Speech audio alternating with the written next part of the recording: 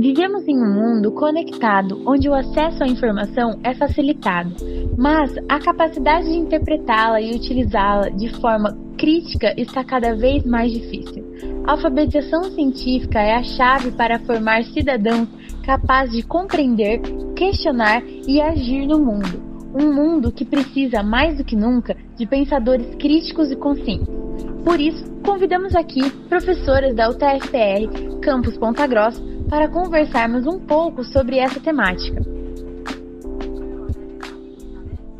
Olá, bom dia. Então, as fake news nas ciências, elas são, digamos, falsas notícias, né, que são propagadas com um caráter de ciência. Então, se coloca uma determinada situação e se faz com que essa situação pareça ciência. Então, ao se propagar essa situação como parecendo ciência, logo ela se dissemina e as pessoas começam a acreditar que ela seja uma verdade científica. E aí a gente chama isso de uma pseudociência também, né? Por exemplo, a pseudociência, ela traz muitos caráteres de ciência. Então ela traz argumentação, ela traz pessoas que têm propriedade para falar sobre um determinado assunto, e isso faz com que o assunto seja disseminado principalmente dentro das redes sociais hoje, e atinja cada vez mais um público que começa a acreditar nessa pseudociência. Eu vou dar um exemplo de um trabalho que nós estamos realizando com uma aluna, que é sobre a pseudociência do designer inteligente. Quem faz a propagação dessa pseudociência? É uma pessoa, doutora em bioquímica, que trabalha com a ideia de que as moléculas foram desenhadas por alguém superior. E na fala dessa pessoa, ela traz tanta propriedade que uma pessoa que não foi alfabetizada cientificamente, ela acredita nessa pseudociência, tá? E aí essa pseudociência, ela vai se transformando em notícias que não têm caráter científico. De maneira geral, eu acho que devido a esse avanço tecnológico e a disponibilidade dessas informações na internet, fazem com que os alunos, seja da graduação, seja do ensino médio, tenham acesso a esse conteúdo. E tem muitas informações que são desencontros da ciência, são aquilo que as pessoas querem passar essa informação, às vezes não é comprovado cientificamente, que é o cuidado que a gente tem que ter na hora de passar as informações. Você tem que ter segurança que aquilo é comprovado científico, que tem base para você explicar.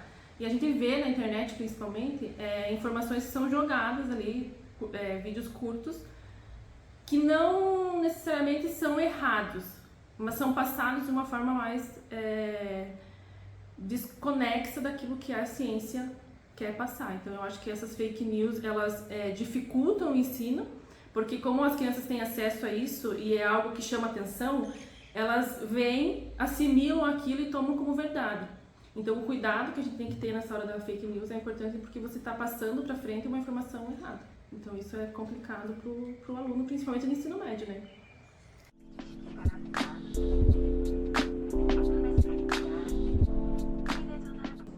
Então, quando a gente fala de alfabetização científica e tecnológica, nós temos que pensar assim, nós temos que ser alfabetizados na nossa língua, né, materna, nós precisamos ser alfabetizados na matemática e nós também precisamos ser alfabetizados na ciência.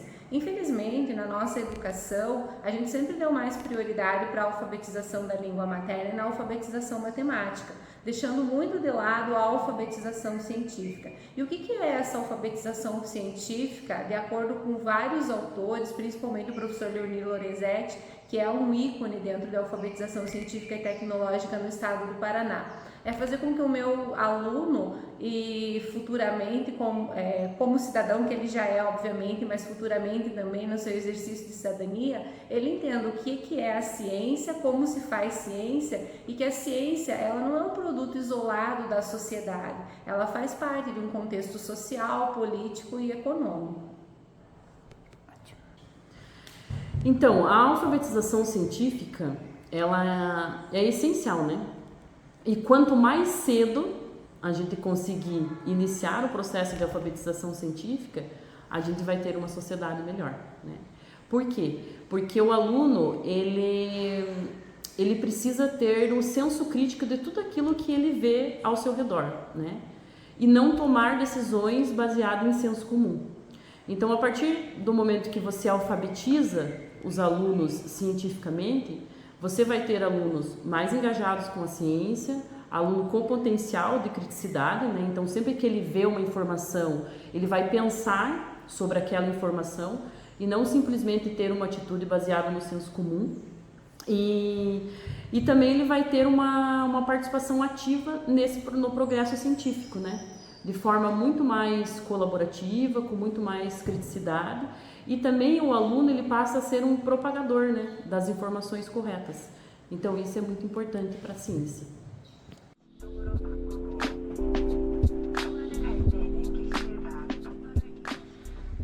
Eu acho que a ciência tem que mostrar para que ela veio. Eu acho que a gente tem potencial, principalmente no Brasil, que a gente tem um recurso financeiro muito pequeno para a ciência, para a busca científica.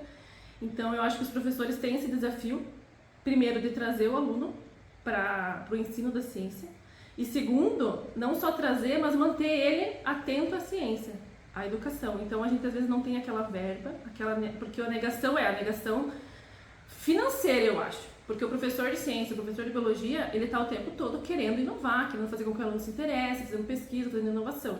Então, o que a gente não tem hoje, o negacionismo, eu acho que é financeiro, em relação às instituições que financiam esses projetos. Então, eu acho que o combate é incentivar o jovem, mostrar essa dificuldade para que ele, no futuro, né, que são os novos pesquisadores, comecem a buscar esses recursos, essa verba que é extremamente importante para a pesquisa, para o ensino da ciência, né? Então, a ciência já está na escola. Né? Então, a gente tem nos alunos um grande potencial de investigação científica. Isso é nato, né, do ser humano, então desde criança o aluno já tem essa curiosidade por tudo, né? Mas muitas vezes na escola a gente acaba podando o aluno, né? De certa forma.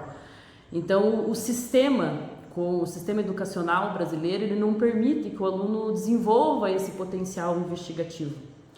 Então, muitas vezes, isso acaba ficando reprimido ao longo dos anos, né, que o aluno passa na educação básica.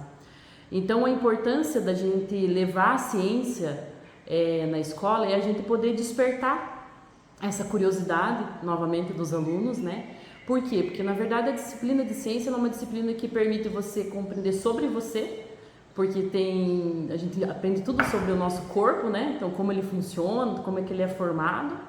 E também propicia o aluno a entender ele e as relações que ele tem com o ambiente onde ele vive. Então, isso é muito importante. Além disso, a ciência também permite o aluno resolver problemas de forma fundamentada, né? Porque ela dá esse aporte para o aluno, né? Devido a todo o conhecimento que ele tem da ciência, ele consegue resolver problemas de forma muito mais fundamentada e não baseada no senso crítico.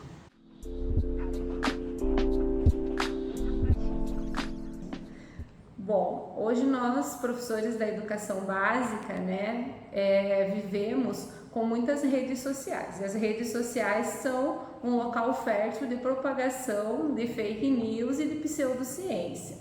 Como o estudante fica muito mais horas nas redes sociais, que não tem controle sobre a propagação dessa pseudociência, com certeza ele vai ser muito mais levado para o lado pseudocientífico do que para o lado científico, se nós comparamos o número de aulas de ciências que nós temos e de biologia dentro da educação básica. Então, qual que é o papel nosso de professor? Primeiramente, nós precisamos estar antenados a essas pseudociências que ficam circulando nas redes sociais e trazer as pseudociências e as fake news que circulam nessas redes sociais para discussões em sala de aula, fazendo o contraponto com a ciência, mas não um debate somente de negação daquilo, mas um debate que mostre elementos do porquê aquilo é uma fake news, do que porquê que aquilo é uma pseudociência. Nesse sentido, o professor ele vai instrumentalizar o estudante para que ele comece a pensar em determinadas notícias que ele vê na rede social a partir do viés científico. Não é uma tarefa fácil, mas é uma tarefa de todos os dias dentro de sala de aula, buscando com que o aluno construa esse conhecimento científico. Então, essa questão teria bastante coisa para a gente discutir, né? Mas vamos pensar assim, dentro da escola, o principal problema é a falta de recurso, tanto de materiais quanto de laboratório, né? Porque é difícil a gente fazer ciência sem estrutura e sem laboratório. A ciência não é uma disciplina teórica, né? É uma disciplina que envolve a prática. Então, esse é um empecilho bastante grande que a gente encontra. O outro que a gente tem atualmente é a falta de autonomia do professor. Então, ao longo dos anos, o professor ele tem perdido a autonomia dentro da sala de aula, né? Então, hoje em dia, ele já tem aquela aula estruturada que vem pronta e que ele não tem como fugir muito daquilo porque o sistema ele está engessado. Então, a aula precisa ser dada daquela forma porque depois o aluno vai ser avaliado baseado naquela aula, com os quizzes, com as provas. Então, isso o professor acaba perdendo a autonomia e o professor daí acaba deixando de lado algumas questões que poderiam ser trabalhadas, né, e que são importantes ser trabalhadas dentro da escola, justamente por esse engessamento que tem. Outra questão também é a falta de formação continuada, porque muitas vezes o professor tem o interesse de trabalhar, mas ele não tem o preparo para trabalhar, né? E não porque o professor não queira ter uma formação continuada, mas por quê? Porque tem uma carga horária, às vezes, excessiva de trabalho, né? Que não tem tempo para ele se especializar, né? E também devido ao sistema que muitas vezes não dá valor a essa questão, né?